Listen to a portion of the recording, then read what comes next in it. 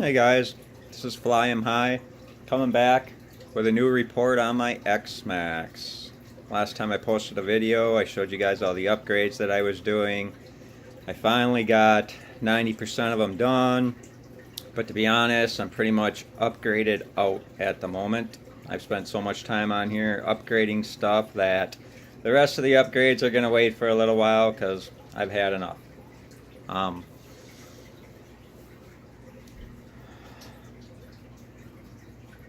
I put new hot racing lugs on. Those are my stock tires. Obviously, as you know from the last one, I have the brute body. Just gonna take this off here quick.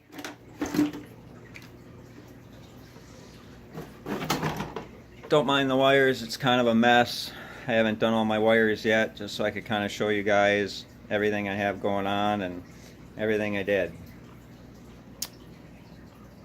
I do have the Castle 2028 800 kV motor in it, along with the Castle 2028 fans. Got the Mamba XLX ESC.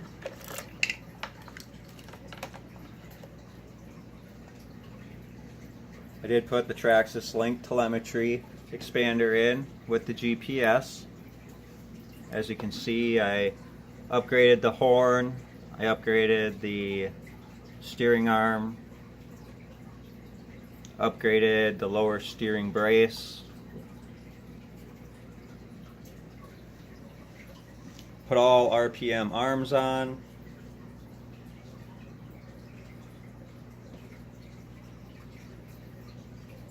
fronts and lowers,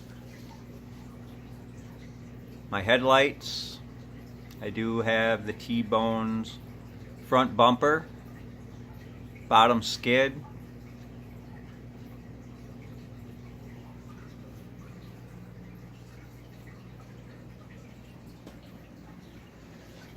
I did put on hot racing Nerf bars, of course in blue.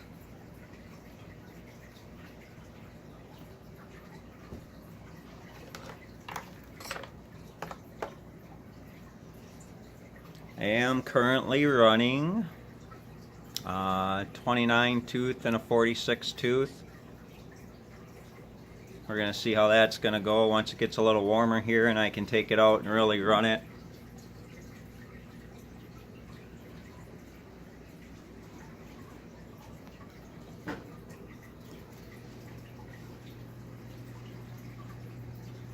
My tail lights.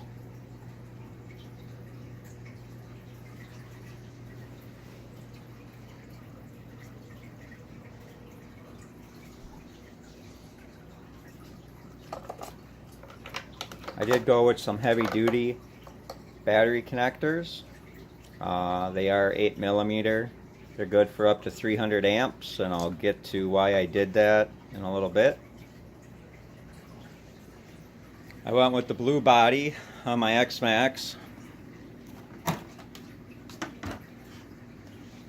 As you can see, I have secured lighting for underneath the car. I did that both on this body and on my brute body.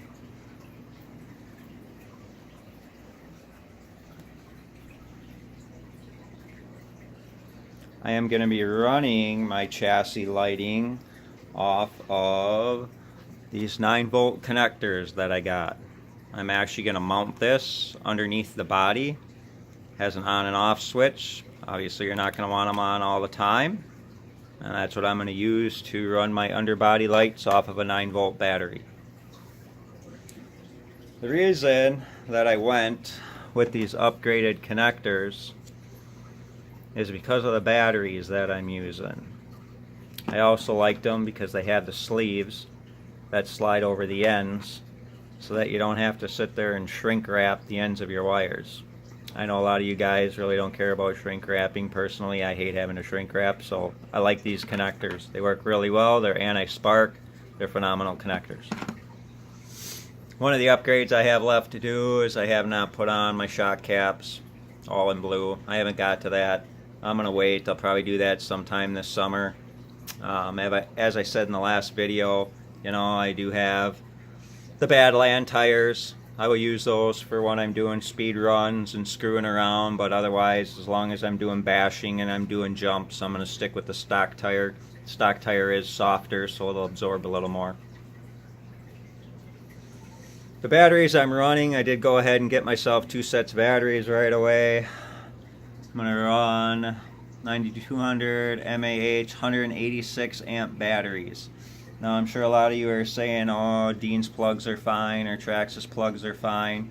I did a lot of research and I tried finding a lot of information on what the amp draw was and what those plugs were rated to, and I couldn't find anything that was over 200 amps.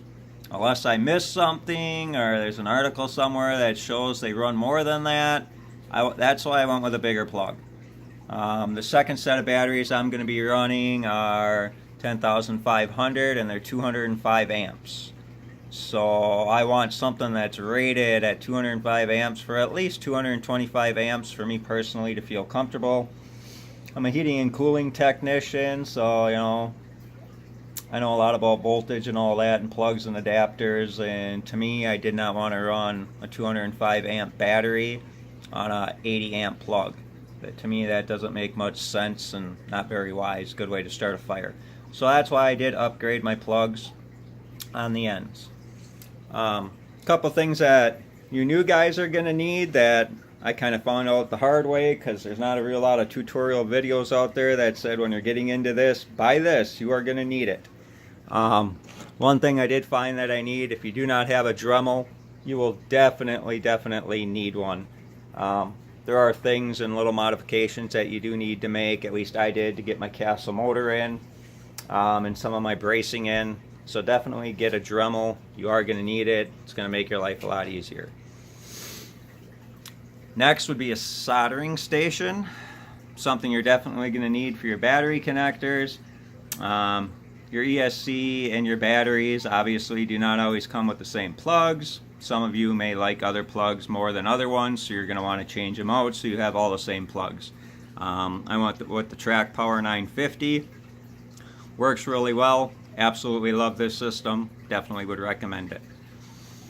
As far as chargers go, I looked on videos. There's a million things out there on a million chargers. I ultimately decided to try this one.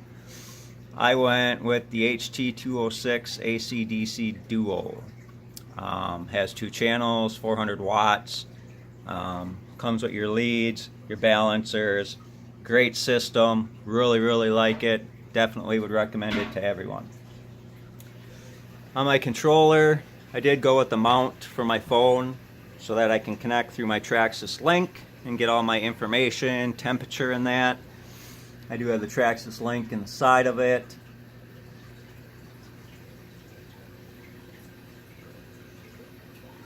Other than that, guys, that's pretty much where I'm at.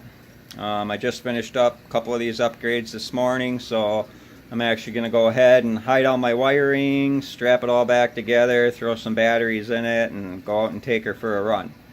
So thanks for watching. If you have any questions, please feel free to ask. I will be putting a list up as to all the parts that I used and the numbers and where to find them in case any of you are interested in anything that I put on here. Thanks again, guys. Have a great day.